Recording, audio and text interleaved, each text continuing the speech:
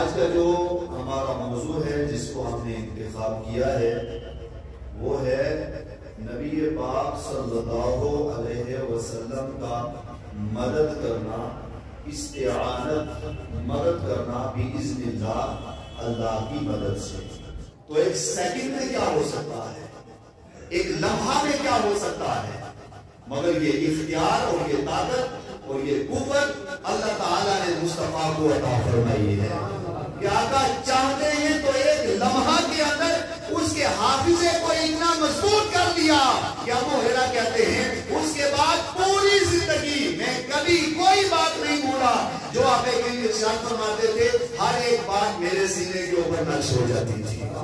آقا کریم نے حضرت قتادہ کی وہ آنکھ پکڑی اور پکڑنے کے بعد اپنی جگہ واپس اندر ڈالنے کے بعد اپنا ہاتھ لگایا۔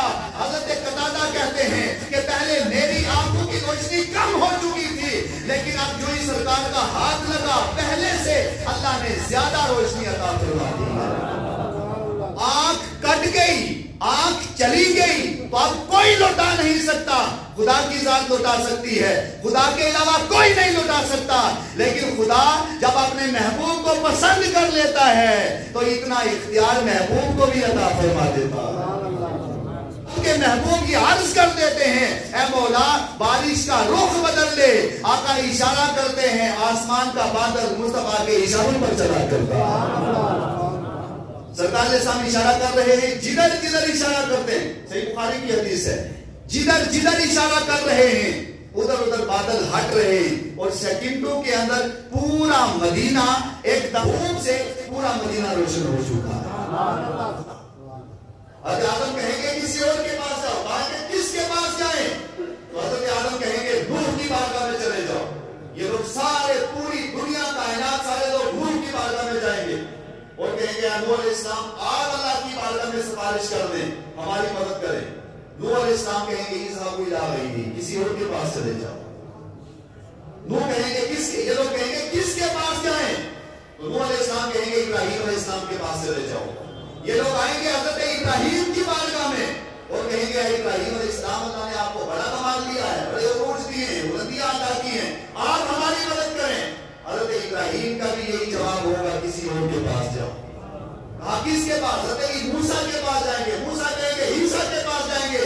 جب حضرت عیسیٰ کے پاس پوری کائنات سارے لوگ جائیں گے تو حضرت عیسیٰ کہیں گے ایک ہی در ہے جسے در مصطفیٰ کہا جاتا ہے، ایک ہی بارگاہ ہے جسے بارگاہ مصطفیٰ کہا جاتا ہے۔ مصطفیٰ کی بارگاہ وہ ہے جب تک آپ باحیات تھے آپ کی بارگاہ میں جو بھی آتا رہا، آپ نے کسی کو خالی نہیں دیا، خالی نہیں کہا، یہ نہیں کہا میں کچھ نہیں کر سکتا، یہ نہیں کہا میں کوئی مدد نہیں کر سکتا، میں مجبور ہوں، یہ ہوں وہ ہوں، ایسا جملہ نہیں کہا۔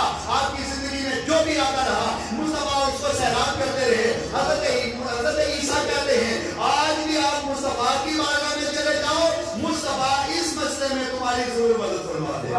نعرہ تکبیر، نعرہ رسالت، نعرہ حیدری، علماء سنت والجماعت۔ اگر پائیں گے مصطفیٰ ان کی طرف بڑھیں گے اور آپ ایک دن کہیں گے انا لہا انا لہا انا لہا، یہ کام اللہ نے میرے حوالے کیا ہے، میں یہ کام کر سکتا ہوں۔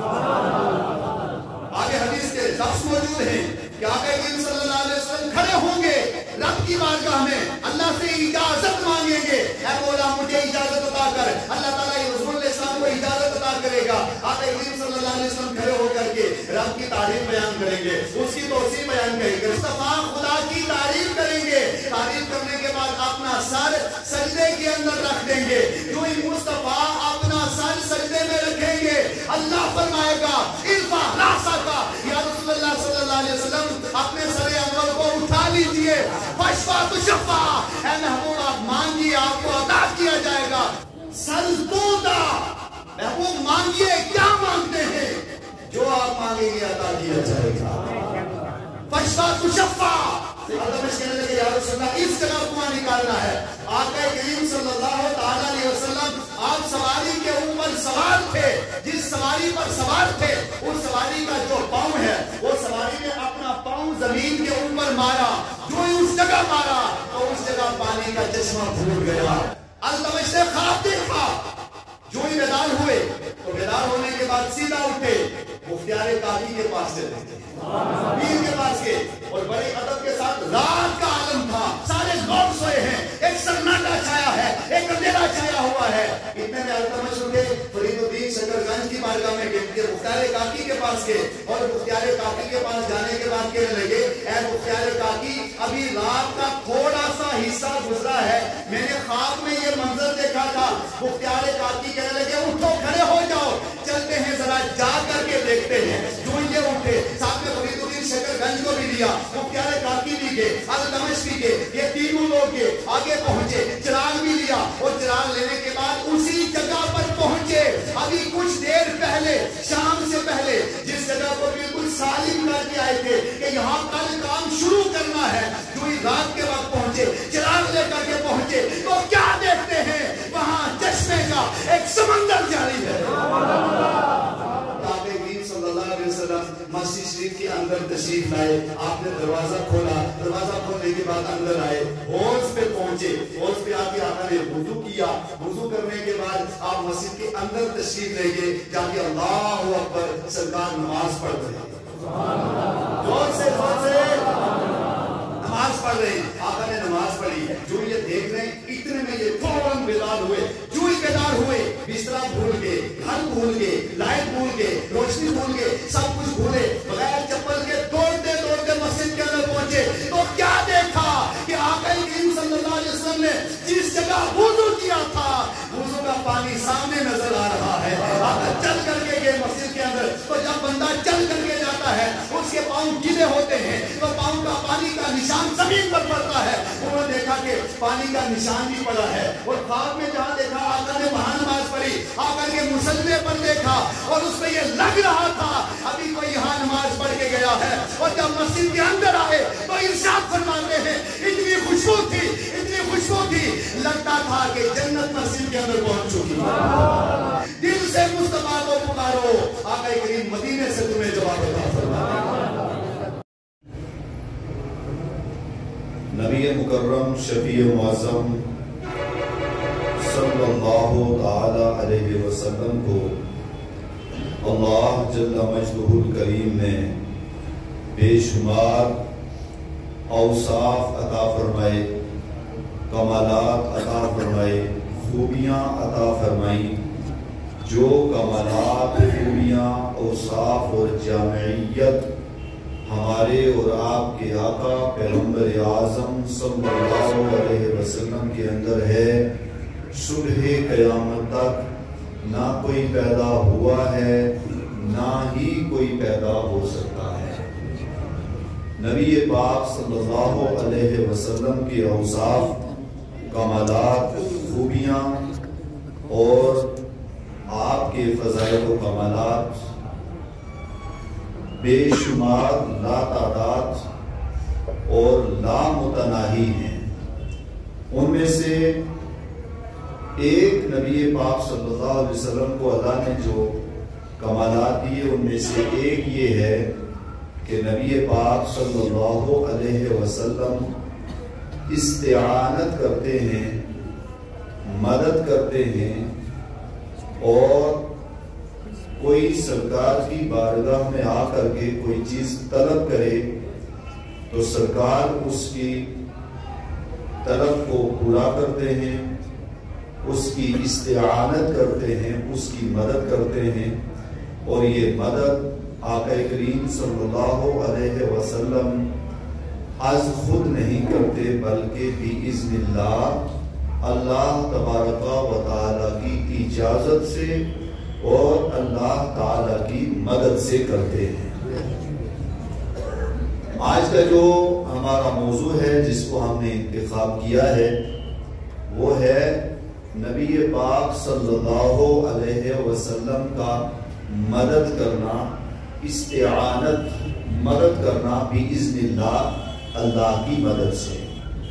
اس پر انشاءاللہ چند ایک احادیث مبارکہ اور اقوال آپ کی بارگاہ میں رکھیں گے، آپ سنیں گے اور آپ کا ایمان تازہ ہوگا۔ نبی پاک صلی اللہ علیہ وسلم کا استعانت کرنا استعانت کہتے کسے ہیں؟ اس موضوع کے تحت انشاءاللہ آپ کا ایمان تازہ ہوگا، مگر اس سے قبل استعانت کسے کہتے ہیں؟ استعانت کہتے ہیں کسی سے مدد طلب کرنا۔ مثلا آپ کو کوئی پریشانی لاحق ہو گئی تو آپ اپنی پریشانی اور اپنی دقت کو لے کر کے کسی کے پاس آئے اور اسے یہ کہا کہ آپ اس مذکورہ مسئلے میں میری مدد کریں، میری ہیلپ کریں، مدد کریں۔ تو جب وہ مذکورہ مسئلے میں آپ کی ہیلپ، آپ کی مدد کرے گا تو وہ آپ کا مسئلہ حل ہو جائے گا۔ کچھ مسائل ایسے ہیں کہ جو ایسے انسان چلتے پھرتے کر دیتا ہے۔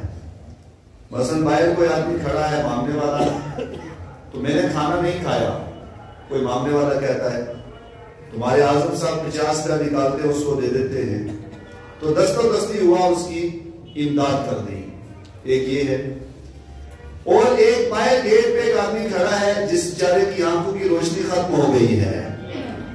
اب آنکھوں میں روشنی کون دیتا ہے؟ اللہ۔ اور ختم ہو گئی، تو اب ختم ہو گئی ہے تو واپس پلٹائے گا کون؟ ہمارے کوئی بھی صاحب جا کر کے کوشش کرتا رہے کہ ہو سکتا ہے ہم اپنی حکیمی چلائیں، تو گئی ہوئی روشنی واپس، اور آگے سن لو، تھوڑی کوشش کرے گا وہ ادھر کچھ نسخے یہ وہ بتائے گا، تو تھوڑی بہت ہی اگر ٹکی ہے روشنی تو وہ کچھ نہ کچھ سلسلہ کرے گا تو لوٹ آئے گی۔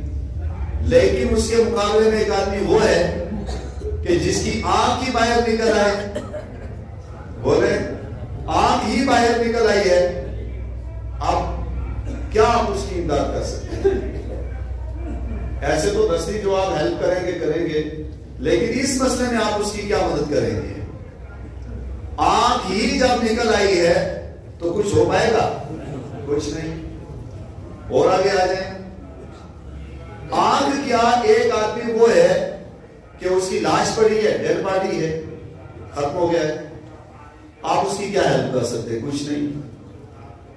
ایک ہے استمداد کرنا ما تحت الاسباب، اور ایک ہے ما فوق الاسباب، ایک اسباب کے تحت اور ایک اسباب سے اوپر۔ جو آپ کے تحت ہے آپ اس میں کر لیں گے، کیونکہ چھوٹے موٹے مسائل آپ کے ہاتھ میں ہیں، آپ بھی کر سکتے ہیں، آسان معاملہ ہے۔ مگر کچھ ایسے ہیں کہ مافوق ہیں، جو آپ سے اونچے ہیں، اعلیٰ بلند ہیں آپ سے، آپ اس میں کیا کر رہے ہیں؟ کچھ نہیں کر سکتے، تو وہاں آپ کی استطاعت نہیں ہے۔ اب وہاں کون اتنی ہمت رکھ سکتا ہے؟ وہاں کون پہنچ سکتا ہے؟ کوئی نہیں پہنچ سکتا وہاں، بولے کوئی نہیں۔ بس آنکھوں کی روشنی ختم ہو گئی اور پھر آنکھ نکل آئی باہر، تو اب آنکھ کو اندر کر کے وہیں سیٹ کر کے واپس روشنی پلٹا دینا کوئی نہیں کر سکتا۔ انسان ختم ہو گیا ہے، مر گیا، جسم سے جان نکل گئی، تو اب اس کے اندر روح کوئی نہیں لوٹا سکتا۔ اور آگے چلتے ہیں، اس کا ہاتھ ٹوٹ گیا، بازو ٹوٹ گئے، کوئی اور سلسلہ ہو گیا، تو کوئی اس کے اندر پلٹا نہیں سکتا۔ اب سننا اس کو غور سے، مگر کچھ ایسے ہیں جو پلٹا سکتے ہیں، جو واپس لا سکتے ہیں، جو مردوں کو زندہ کر سکتے ہیں، جو آنکھ گئی ہوئی نکلی ہوئی آنکھ کو واپس اندر ڈال کر کے پہلے سے بھی بہتر کر سکتے ہیں۔ کچھ ہیں جن میں یہ طاقت ہے، مگر یہاں تھوڑا سا اپنا پہلے عقیدہ بتا لیں، عقیدے کے بعد پھر بات سنیں گے۔ ہمارا عقیدہ یہ ہے کہ خدا کی خدائی میں کوئی دم نہیں مار سکتا۔ جو خدا کی خدائی میں دم مارنے کا دعویٰ کرے وہ مشرک، مرتد، کافر تو ہو سکتا ہے، مسلمان نہیں ہو سکتا۔ مگر اس کے برعکس کچھ روایات ایسی ملتی ہیں کہ جو اس کے برعکس ہیں، اور وہ روایات کچھ اور کہتی ہیں اور یہاں کچھ اور کہا جاتا ہے، تو اس کا جواب کیا ہوگا؟ تو اس کے جواب کی صورت یہ ہے کہ انبیاء جو استمداد کرتے ہیں، مدد کرتے ہیں، اولیاء جو مدد کرتے ہیں، انبیاء جو مدد کرتے ہیں اور انہیں جو مدد کی ہیں، جو روایات اور آپ نے ہمارے پاس دلائل آتے ہیں اور روایات آتی ہیں، یہ سارے ان کو اللہ تعالیٰ نے یہ طاقت، یہ قوت، یہ پاور، یہ اختیار دیا ہے۔ اب یہ سارے انبیاء کرام جو اپنے معجزات دکھاتے ہیں، کمالات دکھاتے ہیں، یہ سب کا سب بِإِذْنِ اللہ، اللہ کے حکم سے کرتے ہیں۔ اس کے حکم سے کرتے ہیں، اللہ کے حکم سے۔ اللہ کے حکم کے بغیر، اس کی اجازت کے بغیر باقی معاملات تو کوسوں دور ایک پتا بھی حرکت نہیں کر سکتا۔ تو یہ جو استمداد کرتے ہیں یہ بھی بِإِذْنِ اللہ کرتے ہیں۔ اب آئیے، آپ نے کسی کے پاس اپنا مسئلہ رکھا، مثلا انبیاء کرام کی بارگاہ میں آپ نے ان سے استغاثہ کیا، اپنا سوال ان کی بارگاہ میں رکھا، یا اولیاء کی بارگاہ میں گئے اور ولی کے پاس اپنا مسئلہ رکھا۔ اب اگر کوئی شخص ولی کے پاس گیا یا نبی کے پاس گیا اور اسے اپنا مسئلہ رکھا، اس نیت سے رکھا کہ نبی یا ولی جو کرتا ہے وہ از خود کرتا ہے، جملے پر غور کرنا، وہ از خود کرتا ہے، اپنی طاقت اور اپنی قوت سے کرتا ہے، ایسا شخص کافر ہے، مشرک ہے، مرتد ہے، گمراہ ہے، دین اسلام سے کوئی تعلق نہیں ہے۔ کیونکہ ولی کے پاس جب جائیں، ان کے پاس حاضری کے لیے، دعا کے لیے، تو اس وقت انسان کے دل میں یہ نیت ہونی چاہیے، یہ ارادہ ہونا چاہیے کہ ولی جو کرے گا وہ اللہ کی اجازت سے کرے گا۔ خدا کی اجازت ہوگی تو اس کو زندگی مل سکتی ہے، خدا کی اجازت ہوگی تو اس کی آنکھ میں روشنی آ سکتی ہے، خدا کی اجازت ہوگی تو اس کا ہاتھ جو کٹ گیا ہے، جسم سے الگ ہو گیا ہے، یہ واپس جڑ سکتا ہے، بشرطے کہ خدا کی اجازت ہوگی، اور خدا کی اجازت نہ ہو تو کوئی ولی کچھ نہیں کر سکتا، کوئی نبی کچھ نہیں کر سکتا، کوئی پیغمبر کچھ نہیں کر سکتا، کائنات کا کوئی بھی شخص خدا کی خدائی میں دم نہیں مار سکتا، کیونکہ خدا کی مرضی نہیں ہے۔ اور جس کام میں خدا کی مرضی ہے، ولی کے پاس جائیں، ولی خدا کی بارگاہ میں پیش کرے گا، خدا کی مرضی ہے، اور خدا ولی کو حکم دے گا، یعنی اس کو الہام کرے گا، اور نبی اس پر وحی نازل کرے گا، تو وہ مسئلہ حل ہو جائے گا۔ اب آئیے اس نقطے کو ذہن میں رکھ کر کے اور اس تعلیم کو رکھ کر کے چند ایک احادیث مبارکہ کا ہم مطالعہ کرتے ہیں۔ نبی مکرم صلی اللہ تعالی علیہ وسلم کو اللہ تعالیٰ نے یہ اختیار دیا ہے کہ آپ استعانت کرتے ہیں، مدد کرتے ہیں، اور مدد بھی ایسی مدد کہ جس کے لیے انسان کی عقل حیران رہ جاتی ہے۔ کچھ معاملات ایسے جو نیچی سطح کے ہیں اور کچھ اونچی سطح کے ہیں، تو نبی پاک صلی اللہ علیہ وسلم کو اللہ تعالیٰ نے اتنا اختیار دیا ہے، اتنی طاقت دی ہے، اور اتنی قوت اور اتنی پاور دی ہے، اللہ کی مدد اور اس کی توفیق سے اللہ نے ان کو یہ اختیار دیا ہے کہ مصطفیٰ خدا کی اجازت سے جو چاہیں کر سکتے ہیں، بولیں جو چاہیں کر سکتے ہیں، کیونکہ ان کو اللہ نے اختیار دیا ہے، ان کو عزت دیا ہے، اور ان کو مالک اور مختار بنایا ہے۔ نبی مکرم شفیع معظم صلی اللہ علیہ وسلم کو جو اللہ تعالیٰ نے اختیارات دیے ہیں، پہلی روایت بخاری شریف کے اندر یہ موجود ہے، امام بخاری نے اس کی تخریج فرمائی ہے، باقی ائمہ نے اس کو لکھا ہے۔ حضرت سیدنا ابو ہریرہ رضی اللہ عنہ بارگاہ رسالت مآب صلی اللہ علیہ وسلم میں حاضر ہوئے اور عرض کرنے لگے، یا رسول اللہ صلی اللہ علیہ وسلم، میں آپ سے احادیث مبارکہ سنتا ہوں، مگر میرا عالم یہ ہے کہ میں جو بھی احادیث مبارکہ آپ سے سنتا ہوں وہ احادیث مبارکہ میں بھول جاتا ہوں۔ निस्यान, भूल जाता हूं मैं, कोई भी बात मेरे जहन के अंदर नहीं रहती, मैं भूल जाता हूं। तो आका करीम सल्लल्लाहु अलैहि वसल्लम आपने अबू हुरैरा को अपने करीब किया और करीब करने के बाद इरशाद फरमाया कि ऐ अबू हुरैरा अपनी चादर खोलो।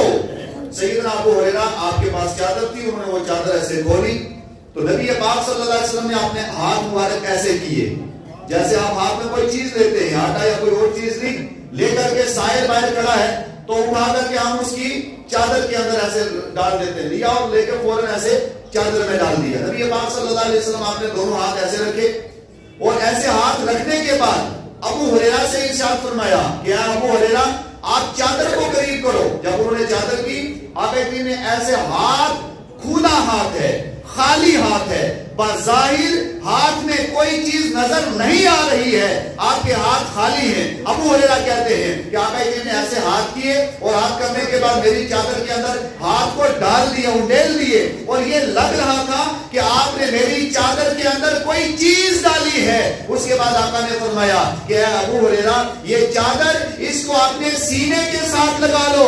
अबू हुरैरा फरमाते हैं कि मैंने वो चादर सीने के साथ लगाई, के बाद जब तक मैं जिंदा रहा आका करीम सल्लल्लाहु अलैहि वसल्लम की हदीस मुबारका को सुनता रहा। यही वो मकाम था कि जब आपने चादर मेरे सीने के साथ लगाई, उसके बाद पूरी जिंदगी कभी भी मैं कोई बात नहीं भूला, सारी बातें मुझे याद रहती रही, कोई बात मैं नहीं बोलता था। यानी एक ही बस फकत इतना सोचने की एक बात है कि एक बीमार आपके पास आया है, वो बीमार है और उसका मर्ज भर चुका है, या कोई आदमी भूलने की बीमारी है, उसको निस्यान की बीमारी है, निस्यान है उसको, बीमार है, वो बीमारी है उसको, निस्यान की भूल जाता है, उसको याद नहीं रहता। तो एक सेकंड में क्या हो सकता है, एक लम्हा में क्या हो सकता है, मगर ये इख्तियार और ये ताकत और ये कुव्वत अल्लाह ताला ने मुस्तफा को अता फरमाई है कि आका चाहते हैं तो एक लम्हा के अंदर उसके हाफिजे को इतना मजबूत कर दिया कि अबू हुरैरा कहते हैं उसके बाद पूरी जिंदगी में कभी कोई बात नहीं भूला। जो आप इरशाद फरमाते थे, हर एक बात मेरे सीने के ऊपर नक्श हो जाती थी। यह आपका सरकार ने सलाम का कमाल है कि सेकंडों में उनके हाफिजे को लौटा दिया। और आगे आइए, एक हदीस और आपकी बारगाह में रखते हैं। हजरत कतादा रज़ियल्लाहु अन्हु वो इसको रिवायत करते हैं। हजरत कतादा इरशाद फरमाते हैं नबी पाक सल्लल्लाहु अलैहि वसल्लम की बारगाह में हाजिर हुए। दो रिवायत रखेंगे और उसके बाद फिर एक पॉइंट आपकी बारगाह में रखते हैं। हजरत कतादा हाजिर हुए और अर्ज करने लगे, या रसूलल्लाह सल्लल्लाहु अलैहि वसल्लम, मेरी ये आंख है और ये आंख कट गई है और आंख अंदर से बाहर निकल गई, आंख अपनी जगह से निकल कर बाहर आ गई, लटक गई, आंख लटक गई, बाहर निकल आई आंख। अब एक सवाल पैदा होता है कि अगर खुदा के अलावा कोई और इस्तिमदाद नहीं कर सकता, कोई और मदद नहीं कर सकता, तो आका करीम सल्लल्लाहु अलैहि वसल्लम हज़रत कतादा से कह सकते थे क्या कतादा मैं क्या करूं? तो रब की बारगाह में दुआ कर, रब से सवाल पेश कर, उसकी बारगाह में इस्तिगासा कर और रब की बारगाह में अर्ज करके ऐ मौला मेरी आंख को लौटा दे।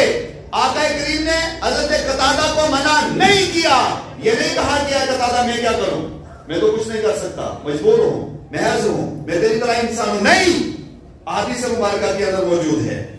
यह हदीस कहां है पहले सुन लें।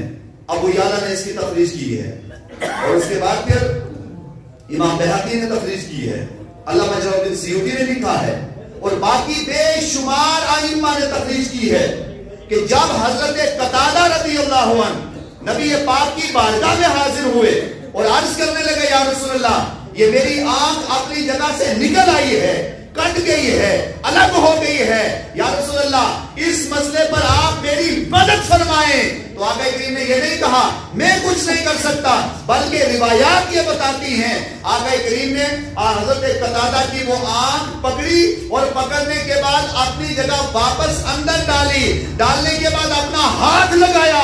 हजरत कतादा कहते हैं कि पहले मेरी आंखों की रोशनी कम हो चुकी थी, लेकिन अब जो ही सरकार का हाथ लगा पहले से अल्लाह ने ज्यादा रोशनी अता फरमा दी है। پہلے سے زیادہ روشنی آ گئی ہے. یہ مسئلہ وہ ہے کہ جو آنکھ کٹ گئی, آنکھ چلی گئی, تو اب کوئی لوٹا نہیں سکتا. خدا کی ذات لوٹا سکتی ہے, خدا کے علاوہ کوئی نہیں لوٹا سکتا. لیکن خدا جب اپنے محبوب کو پسند کر لیتا ہے تو اتنا اختیار محبوب کو بھی عطا فرما دیتا ہے. حضرت قتادہ, اور اس کے بعد پھر ایک روایت اور آپ کی بارگاہ میں رکھتے ہیں. بے شمار ایسی روایات ہیں جن سے یہ پتہ چلتا ہے کہ نبی پاک صلی اللہ علیہ وسلم آپ نے استمداد کی ہے, مدد کی ہے. ایک اور صحابی حاضر ہوئے, صحیح بخاری شریف ہمارے سامنے موجود ہے. آقا کریم صلی اللہ علیہ وسلم کی بارگاہ میں حاضر ہوئے, اور حاضر ہونے کے بعد جمعے کا دن تھا, خطبہ ہو رہا تھا. خطبہ دے رہے تھے آقا کریم صلی اللہ علیہ وسلم, اور دوران خطبہ بیچ میں ایک صحابی کھڑے ہوئے اور عرض کرنے لگے, یا رسول اللہ صلی اللہ علیہ وسلم, اس وقت بارش ہو رہی ہے, اور بارش اس قدر ہو رہی ہے کہ بارش کی وجہ سے ہماری زمین اور مال اور گھر, یہ ساری چیزیں, فصلیں برباد ہونے والی ہیں. آپ اللہ کی بارگاہ میں دعا کر دیں. تو چاہیے یہ تھا کہ سرکار علیہ السلام یہ کہتے کہ آپ تو اللہ کی بارگاہ میں دعا کرو, میں تو کچھ نہیں کر سکتا. مگر اٹھا کے دیکھ لیں, آپ حدیث کی ساری کتابوں کو دیکھ لیں, ائمہ کو اٹھا کر کے پڑھ لیں, اور صحیح بخاری کو اٹھا کے دیکھ لیں. آقا کریم نے یہ نہیں کہا کہ میں کچھ نہیں کر سکتا. صحیح بخاری شریف کے لفظ ہیں. آقا کریم صلی اللہ علیہ وسلم آپ نے ہاتھ اٹھائے, اور ہاتھ اٹھا کر کے فرمایا کہ اے اللہ, یہ بادل اور یہ بارش, اس کا رخ بدل دے. اور آگے آقا کریم اللہم ہوا لینا ولا لینا, ادھر آقا دعا کر رہے ہیں, ادھر انگلی سے اشارہ کر رہے ہیں. آسمان کے اوپر بادل ہیں. سوال پیدا ہوتا ہے کہ خدا کے علاوہ کوئی کچھ نہیں کر سکتا. یہ تو بخاری شریف ہے, وہاں کون دم مار سکتا ہے؟ کوئی دم نہیں مار سکتا. بالکل ہم اسی بات پر اٹل ہیں.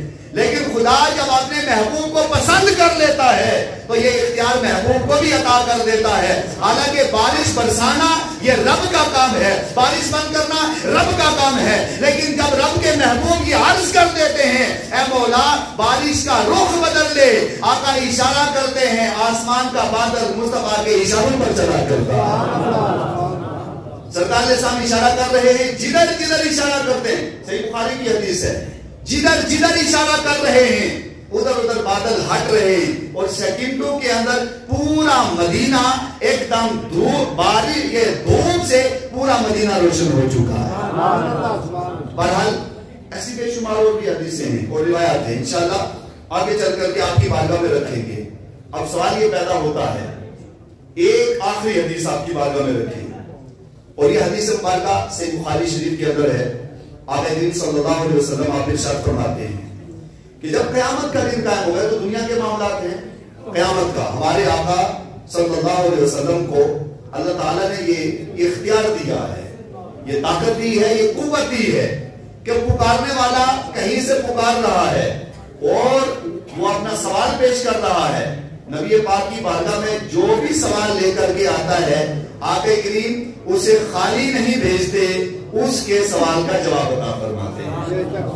آخری حدیث اس پر سنیں, اور ایک ایمان افروز روایت بھی آپ کی بارگاہ میں رکھیں گے. بخاری شریف کی حدیث ہے, سرور کائنات صلی اللہ علیہ وسلم ارشاد فرماتے ہیں کہ جب قیامت کا دن قائم ہوگا, اذا کان یوم القیامہ ما جاء الناس, لمبی حدیث ہے, اس وقت عبارت کا ترجمہ آپ کی بارگاہ میں رکھ رہے ہیں. آقا فرماتے ہیں کہ جب قیامت کا دن قائم ہوگا, تو جو ہے حضرات کی زور سے بولے سبحان اللہ. آقا ارشاد فرماتے ہیں کہ جب قیامت کا دن قائم ہوگا تو قیامت کے دن سارے لوگ جمع ہوں گے, اولین و آخرین سب ہوں گے, ایک جمع غفیر ہوگا, ہزاروں نہیں کروڑوں کی تعداد میں لوگ ہوں گے, کروڑوں کی تعداد میں لوگ ہوں گے. تو جب قیامت کے دن سارے لوگ جمع ہوں گے تو آقا ارشاد فرماتے ہیں کہ لوگ سارے سوچیں گے کہ اب اس وقت تک حساب کیوں نہیں ہو رہا, پریشان ہوں گے لوگ. تو پریشانی کے عالم میں صحیح بخاری شریف کے اندر موجود ہے کہ یہ سارے لوگ اس وقت پسینے میں ڈبکیاں کھا رہے ہوں گے. یہ کہنا کہ خدا کے علاوہ آپ کسی سے استعانت نہیں کر سکتے, کسی سے مدد طلب نہیں کر سکتے باذن اللہ. مسئلہ ہم نے پہلے بتا دیا جو ہمارا عقیدہ ہے, باذن اللہ, اللہ کی, بولو اللہ کی مدد سے. خدا کی مدد کے علاوہ کہیں گے تو کافر مشرک ہیں, ان کے کوئی تعلق نہیں, لیکن خدا کی مدد سے یہ کہنا کہ خدا کے علاوہ کوئی استمداد نہیں کر سکتا, کوئی مدد نہیں کر سکتا, یہ صحیح بخاری ہے. اس کے بارے میں آپ کیا کہیں گے؟ صحیح بخاری میں آتا ہے, آقا فرماتے ہیں کہ جب قیامت کا دن قائم ہوگا یہ سارے لوگ جمع ہوں گے اور جمع ہو کر کے حضرت سیدنا آدم کی بارگاہ میں جائیں گے اور کہیں گے کہ اے آدم علیہ السلام, آپ ہمارے والد ہیں, ہمارے باپ ہیں, نسل انسانیت آپ سے چلی ہے, اللہ نے آپ کو بڑا کمال بھی دیا ہے, بڑا عروج بھی دیا ہے, بلندی بھی دی ہے. اے آدم اس مشکل کے وقت میں ہماری مدد کریں, بولو ہماری مدد کریں. حضرت آدم کہیں گے اذهبوا الى غیری, آج تم کسی اور کے پاس چلے جاؤ, میں تمہاری مدد نہیں کر سکتا. حضرت آدم کہیں گے کسی اور کے پاس جاؤ, کہیں گے کس کے پاس جائیں؟ تو حضرت آدم کہیں گے نوح کی بارگاہ میں چلے جاؤ. یہ لوگ سارے, پوری دنیا کائنات سارے لوگ نوح کی بارگاہ میں جائیں گے اور کہیں گے نوح علیہ السلام آپ اللہ کی بارگاہ میں سفارش کر دیں, ہماری مدد کریں. نوح علیہ السلام کہیں گے اذهبوا الى غیری, کسی اور کے پاس چلے جاؤ. نوح کہیں گے کس کے, یہ لوگ کہیں گے کس کے پاس جائیں؟ تو نوح علیہ السلام کہیں گے ابراہیم علیہ السلام کے پاس چلے جاؤ. یہ لوگ آئیں گے حضرت ابراہیم کی بارگاہ میں اور کہیں گے ابراہیم علیہ السلام اللہ نے آپ کو بڑا کمال دیا ہے, بڑے عروج دیے ہیں, بلندیاں عطا کی ہیں, آپ ہماری مدد کریں. حضرت ابراہیم کا بھی یہی جواب ہوگا کسی اور کے پاس جاؤ. کہا کس کے پاس؟ حضرت موسیٰ کے پاس جائیں گے. موسیٰ کہیں گے عیسیٰ کے پاس جائیں گے. جب حضرت عیسیٰ کے پاس پوری کائنات سارے لوگ جائیں گے تو حضرت عیسیٰ کہیں گے ایک ہی در ہے جسے در مصطفیٰ کہا جاتا ہے, ایک ہی بارگاہ ہے جسے بارگاہ مصطفیٰ کہا جاتا ہے. مصطفیٰ کی بارگاہ وہ ہے جب تک آپ باحیات تھے, آپ کی بارگاہ میں جو بھی آتا رہا, آپ نے کسی کو خالی نہیں دیا, خالی نہیں کہا, یہ نہیں کہا میں کچھ نہیں کر سکتا, یہ نہیں کہا میں کوئی مدد نہیں کر سکتا, میں مجبور ہوں, یہ ہوں وہ ہوں, ایسا جملہ نہیں کہا. آپ کی زندگی میں جو بھی آتا رہا مصطفیٰ اس کو سیراب کرتے رہے. حضرت عیسیٰ کہتے ہیں آج بھی آپ مصطفیٰ کی بارگاہ میں چلے جاؤ, مصطفیٰ اس مسئلے میں تمہاری ضرور مدد فرما دے. نعرہ تکبیر, نعرہ رسالت, نعرہ حیدری, علماء اہل سنت والجماعت. یہ عیسیٰ علیہ السلام کہیں گے کسی اور کے پاس, کہا کس کے پاس؟ اذهبوا الى محمد صلی اللہ علیہ وسلم, مصطفیٰ کی بارگاہ میں آ جاؤ. سوال پیدا ہوتا ہے بیچ میں رک کر کے, ایک سوال پیدا ہوتا ہے, ازستان کا فاستعین باللہ ایاک نعبد و ایاک نستعین, خدا کے علاوہ کسی سے استمداد نہ کرے, نبی یہ ہے وہ ہے, سلسلہ ہے. تو ہم کہتے ہیں جناب یہ نوح علیہ السلام کے پاس قیامت کے دن آپ لوگ کیوں جا رہے ہیں؟ موسیٰ کے پاس کیوں جا رہے ہیں؟ عیسیٰ کے پاس کیوں جا رہے ہیں؟ حالانکہ چاہیے تو یہ تھا سارے لوگ جمع ہوتے, دعا کرتے, کہتے اے اللہ ہمیں معاف کر دے, ہمیں جو ہے معاف کر دے, جنت عطا کر دے, بخش دے ہمیں. لیکن حدیث صحیح بخاری کی کہتی ہے کہ قیامت کے دن کسی کے اندر دم نہیں ہوگا کہ وہ رب کی بارگاہ میں دعا کرے اور یہ کہے کہ اے اللہ تو کرم فرما دے. دم نہیں ہوگا. اب ولیوں کے پاس کیوں جاتے ہیں؟ ان کا وسیلہ کیوں لیتے ہیں؟ انبیاء کا وسیلہ کیوں لیتے ہیں؟ اولیاء کا وسیلہ کیوں لیتے ہیں؟ ان کو کیوں پکارتے ہیں؟ سرکار کو کیوں پکارتے ہیں؟ یا رسول اللہ انظر حالنا, بولو یا حبیب اللہ اسمع قالنا, کیوں کہتے ہیں؟ تو ہم کہتے ہیں جناب اگر آپ کو یہ مسئلہ سمجھ میں نہیں آتا تو چلو آپ بھی ہمارے ساتھ قیامت کے دن کھڑے ہوں گے, ضرور سمجھ میں آ جائے گا, وہاں سمجھ میں آئے گا. اور کیسے آئے گا؟ یہ سارے لوگ خدا کی بارگاہ میں دعا نہیں کریں گے. آج بھی کہتے ہیں کہ خدا کی بارگاہ میں دعا کریں, خدا سے بالکل ہم خدا سے مانگتے ہیں, لیکن ان کو ان کے خدا کے مقرب ہیں, انہوں نے قرب حاصل کیا. بہرحال بات لمبی ہو جائے گی. یہ سارے لوگ مصطفیٰ کی بارگاہ میں آئیں گے, سرکار علیہ السلام ان لوگوں کی طرف بڑھیں گے. یہ لوگ سرکار کی طرف آئیں گے, مصطفیٰ ان کی طرف بڑھیں گے اور آگے دن کہیں گے انا لہا انا لہا انا لہا, یہ کام اللہ نے میرے حوالے کیا ہے, میں یہ کام کر سکتا ہوں. آگے حدیث کے لفظ موجود ہیں, کہ آقا کریم صلی اللہ علیہ وسلم کھڑے ہوں گے رب کی بارگاہ میں, اللہ سے اجازت مانگیں گے, اے مولا مجھے اجازت عطا کر. اللہ تعالیٰ رسول علیہ السلام کو اجازت عطا کرے گا. آقا کریم صلی اللہ علیہ وسلم کھڑے ہو کر کے رب کی تعریف بیان کریں گے, اس کی توصیف بیان کریں گے, اور یہ کہیں گے اے مولا تو سب سے بلند ہے, اے مولا تو سب سے اعلیٰ ہے, سب سے عرفہ ہے, شان تیری سب سے اعلیٰ, کائنات کو تو نے وجود بخشا ہے, ہمیں اور آپ کو ساری کائنات کو تو نے وجود بخشا ہے, تو سب سے اعلیٰ ہے, تو ہمارا خالق ہے, تو ہمارا مالک ہے, تو ہمارا رازق ہے. مصطفیٰ خدا کی تعریف کریں گے, تعریف کرنے کے بعد اپنا سر سجدے کے اندر رکھ دیں گے. جو ہی مصطفیٰ اپنا سر سجدے میں رکھیں گے اللہ فرمائے گا ارفع راسک, یا رسول اللہ صلی اللہ علیہ وسلم اپنے سر انور کو اٹھا لیجئے, فاشفع تشفع, اے محبوب آپ مانگیے آپ کو عطا کیا جائے گا, آپ سفارش کرتے جائیے, میں تمہاری جو ہے تمہارے غلاموں کو, چاہنے والوں کو اور تمہاری امت کی شفاعت کر کے انہیں جنت عطا فرما دوں. سبحان اللہ. کہا جائے گا سل توتا, محبوب مانگیے کیا مانگتے ہیں, جو آپ مانگیں گے عطا کیا جائے گا. فاشفع تشفع, صحیح بخاری ہے, آپ شفاعت کرتے سفارش کرتے جائیں گے, شفاعت کرتے جائیں, ان کو بخشتے جائیں, ان کو جنت کے اندر ڈالتے جائیں. آگے آپ کے لیے ایک پوائنٹ ہے, سرکار علیہ السلام ارشاد فرماتے ہیں جب مجھے اذن ہوگا تو میں لوگوں کی شفاعت کرتا جاؤں گا, شفاعت کرتا جاؤں گا, یہاں تک کہ آقا ارشاد فرماتے ہیں کہ جس کے دل کے اندر شعیر جو کا دانا کتنا باریک ہوتا ہے, جو کا دانا, آقا فرماتے یہ بخاری کے لفظ ہے کہ جس کے دل کے اندر جو کے دانے کے برابر ایمان ہوگا میں اس کی بھی شفاعت کر کے جنت کے اندر لاؤں. اور دوسری جگہ ہے کہ جس کے دل کے اندر رائی کے دانے کے برابر بھی ایمان ہوگا, یعنی دنیا میں آیا اور مانتا رہا سرکار علیہ السلام کو کہ آخری نبی ہیں, مانتا رہا, سرکار سے عقیدت تھی, محبت تھی, الفت تھی, یہ ایک الگ بات ہے کہ اس کا ایمان کمزور تھا, بےایمانہ کہ اس کے عمل کمزور تھے اور ایمان مضبوط نہیں کر سکا, لیکن ایمان جو اس کا رہا وہ کامل ایمان رہا اور دل کے اندر ایک رائی کے دانے کے برابر بھی ایمان ہے. آقا فرماتے میں اس کو بھی جنت کے اندر ڈال دوں گا. اب ایک اور روایت آپ کی بارگاہ میں رکھ کر کے بات ختم کریں گے.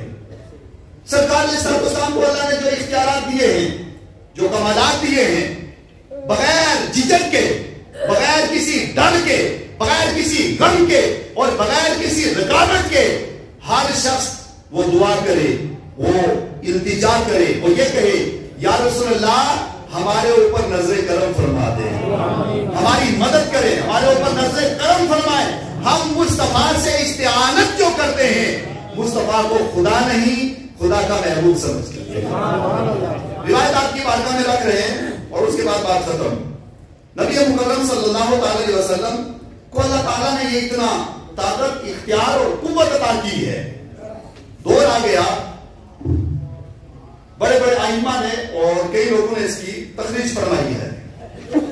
شیخ فرید الدین شکر گنج آپ کا ایک مرید ہیں اور ایک آپ کے پیر ہیں, بختیار کاکی یہ آپ کے پیر ہیں. شیخ فرید الدین شکر گنج کی توجہ ہے آپ حضرات, پوری توجہ کے ساتھ. شیخ فرید الدین شکر گنج آپ کے مرشد بختیار کاکی ہیں اور آپ کے ایک مرید تھے بڑے خاص التمش. التمش ایک دن اپنے گاؤں میں دہلی کے اندر تھے یہ لوگ, تو دہلی کے اندر بیٹھے ہوئے تھے اور بیٹھ کر کے ان صاحب نے ایک مشورہ کیا, ارادہ کیا کہ ہم یہاں پانی کا کنواں بنانا چاہتے ہیں. تو یہ فرید الدین اور التمش اور سارے لوگوں نے مل کر کے ایک ارادہ کیا اور کچھ پتھر وغیرہ جمع کیے, اور جمع کرنے کے بعد وہاں پہ ایک کنواں بنایا. کنواں کیا بنایا, بالکل بس خالی جگہ بنا دی. اب آگے کھدائی کرنی ہے, بغیر کھدائی کے پانی نہیں آ سکتا, اس کی کھدائی کرنی ہے. کھدائی کرنے کے بعد پھر مٹی باہر نکالنی ہے, پھر پانی آئے گا, کتنی گہرائی میں جائیں گے تب جا کے پانی نکلے گا. لیکن جو کنواں کھودنے والے ہیں یہ کوئی معمولی شخص نہیں ہے. شیخ فرید الدین شکر گنج, سنا ہے نا آپ حضرات نے, کتنا بڑا کمال دیا ہے اللہ نے. یہ مشورہ کیا انہوں نے, پھر وہ تھوڑی سی پتھر شتر جمع کیے اور تاریخ فرشتہ میرے پاس موجود ہے، مکتبہ دیوبند سے چھپی ہے اور ہندوستان کی بہت بڑی تاریخ ہے یہ، اس کا یہ میرے پاس پرنٹ بھی ہے اور کتاب مدرسے میں موجود ہے، وہاں سے یہ روایت پڑھتا ہوں آپ کے سامنے، ایمان تازہ ہوگا حضرت کا، زور سے بولے سبحان اللہ۔ انہوں نے یہ بنا دیا، چار دیواری کر کے چھوڑ دیا، چار دیواری کرنے کے بعد چھوڑ کے چلے گئے۔ اب جی کل مزدور کو بلائیں گے، مستری کو بلائیں گے، مشین لائیں گے، اس کے بعد کام کاج شروع ہوگا۔ بہرحال رات گزری، ایک طویل داستان ہے، 2 جملوں میں آپ کی بارگاہ میں رکھتا ہوں۔ سرکار علیہ السلام استعانت کرتے ہیں، یعنی مدد کرتے ہیں، زور سے آواز آئے، آقا عقیدہ ہے، زور سے بولے سبحان اللہ، لبیک یا رسول اللہ۔ سرکار استعانت کرتے ہیں، مدد کرتے ہیں، باذن اللہ، اللہ کی مدد سے۔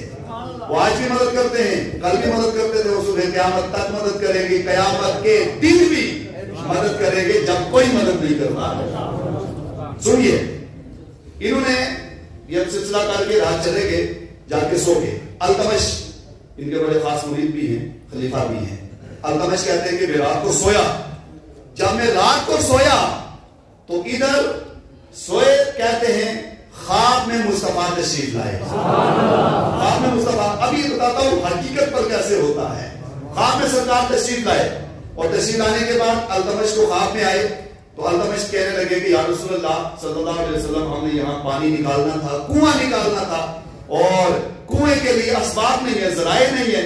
نے کہا مستری کو بلائیں گے، مزدوروں کو بلائیں گے، سلسلہ ہوگا، پانی کی بہت ضرورت ہے، کوئی یہاں ذریعہ نہیں ہے پانی کا، تو یہ جگہ ہمیں متعین کیا، یہاں پانی نکالنا ہے۔ آقا نے فرمایا اے التمش کس جگہ کنواں نکالنا ہے؟ التمش کہنے لگے یا رسول اللہ اس جگہ کنواں نکالنا ہے۔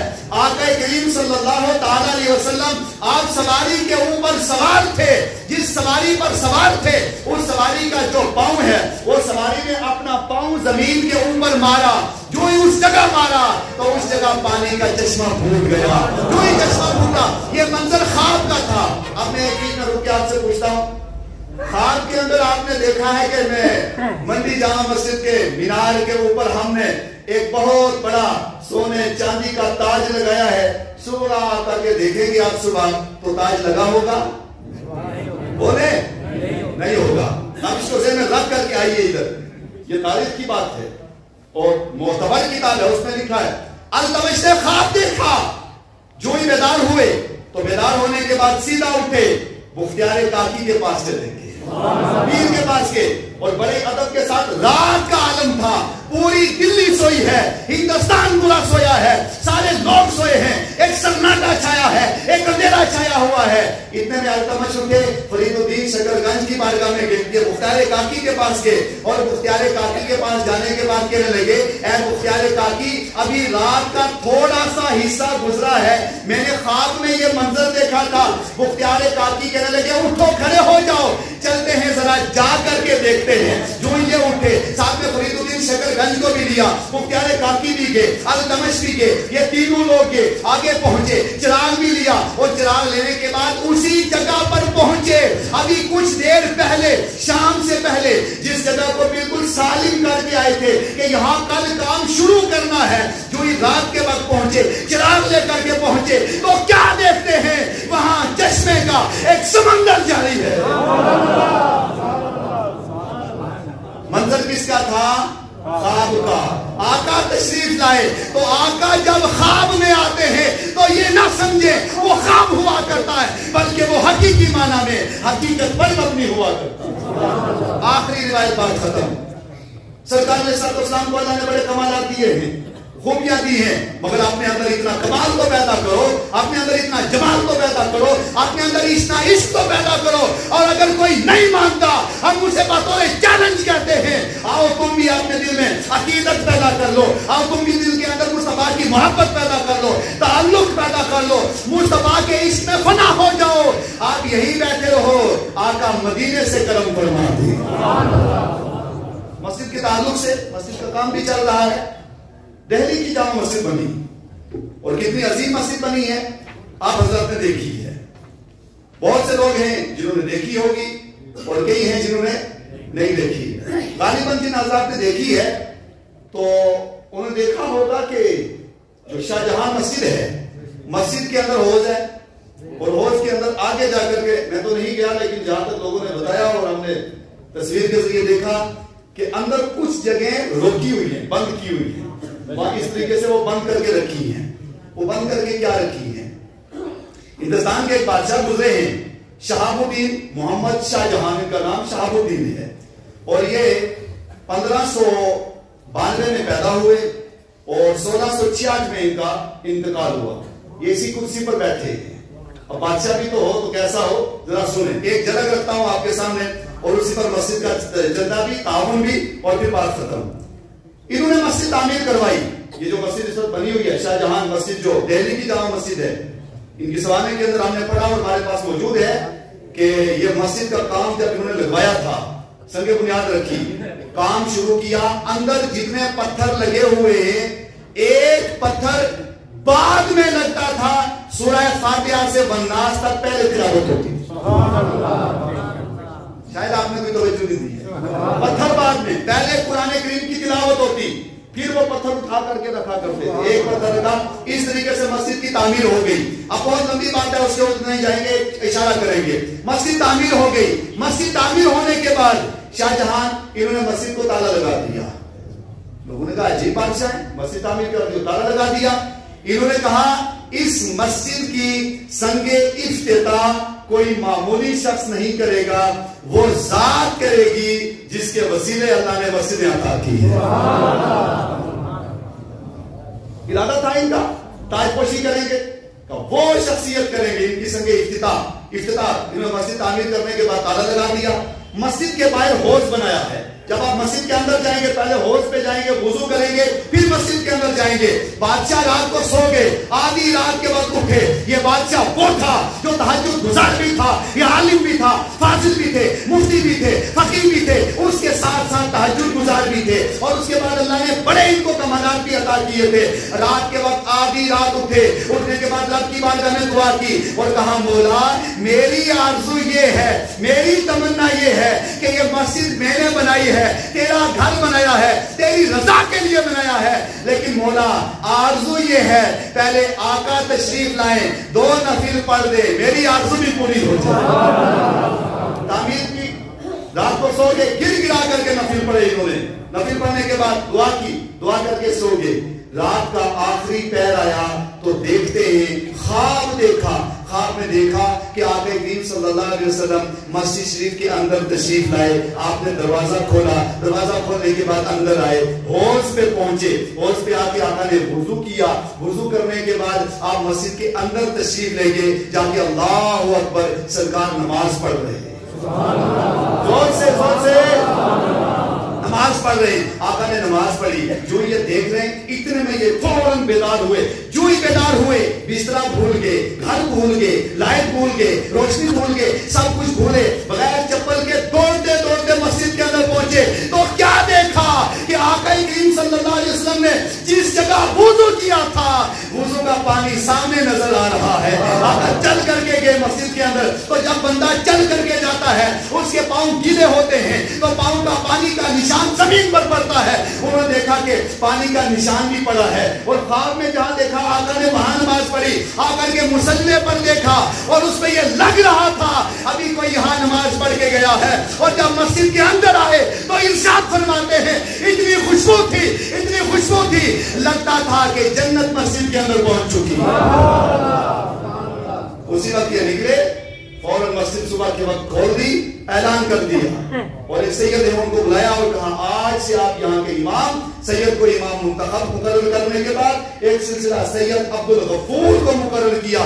آج کے بعد کیونکہ آپ کے نانا نے مسجد کا افتتاح کیا ہے اور یہ حق بھی آپ کا بنتا ہے, یہ مصلی بھی آپ کا ہے, امامت شروع کر دیں. اور وہ جگہ آج بھی بند کر کے رکھی ہے. اگر کوئی نہیں مانتا تو تھوڑا سا کرایہ خرچ کر کے چلا جائے, جا کر کے وہاں سامنے نظر آئے گا. تاریخ کو کوئی بدل نہیں سکتا, باقی چیزوں میں رد و بدل ہو سکتا ہے, تاریخ میں کوئی بدلاؤ نہیں ہو سکتا. وہ نشان آج بھی موجود ہیں. اس بادشاہ کا بھی عقیدہ تھا, ان کا بھی نظریہ تھا, اور یہاں سے ہم ثابت کرنا چاہتے ہیں دل سے مصطفیٰ کو پکارو, آقا کریم مدینے سے تمہیں جواب عطا فرمائے. اللہ تبارک و تعالی نے مصطفیٰ کو بڑے کمالات دیے ہیں, بڑی خوبیاں اور اوصاف دیے. انشاءاللہ آگے بڑھ کر آپ کی بات بارگاہ میں ہم رکھتے رہیں گے. اللہ تبارک و تعالیٰ ہمیں کہنے سننے سے ضرور ہمیں خیر کی توفیق عطا فرمائے.